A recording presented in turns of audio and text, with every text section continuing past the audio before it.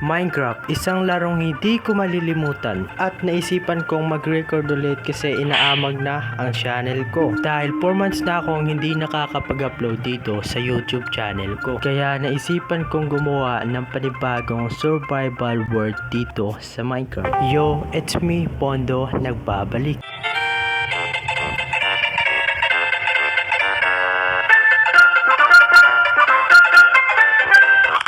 At yan, nandito naman tayo sa panibagong kagaguhan na naman dito sa bagong world na to. So simulan na natin to. At dito ay magpuputol muna tayo ng puno dahil kailangan natin ng kahoy dahil yun naman talaga yung kailangan natin sa umpisa ng mga video. So yeah, tapos na at gumawa na tayo ng crafting table at iba pang mga tools. So update ko na lang kayo kapag nakagawa na tayo. Tapos na ako mag-craft and then kailangan natin ng foods.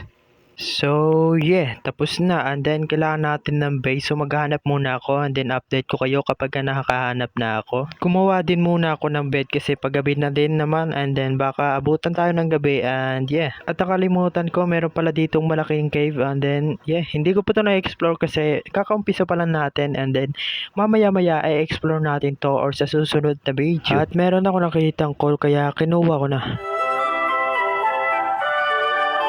Bumaba din muna ako kasi kailangan ko ng stone para makapag-upgrade kaagad tayo ng mga tools into stone tools.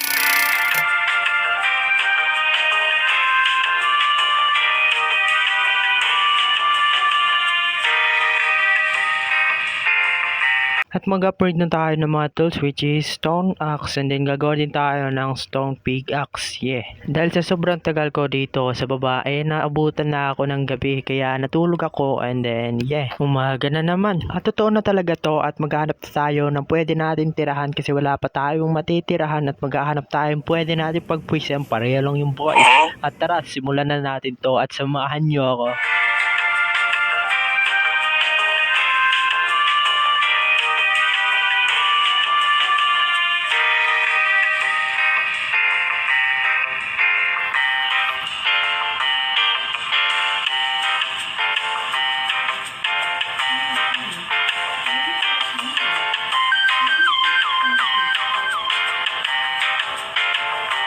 So dito na lang tayo manirahan at i-place na natin yung mga gamit na kailangan natin at magluto tayo ng pagkain kasi nagugutom na ako at hindi pa ako kumakain. So hindi ko na ipapakita lahat naman nangyayari dito sa video na ito kasi pare-pareho lang naman ang mangyayari dito sa video na ito which is kakatayin ko yung mga tupanot na nakikita nyo. At pinuntahan ko yung cave and then inalawan ko lang siya ng kaunti kasi meron lang ako sisilipin kasi wala naman masama sa sumisilip, diba?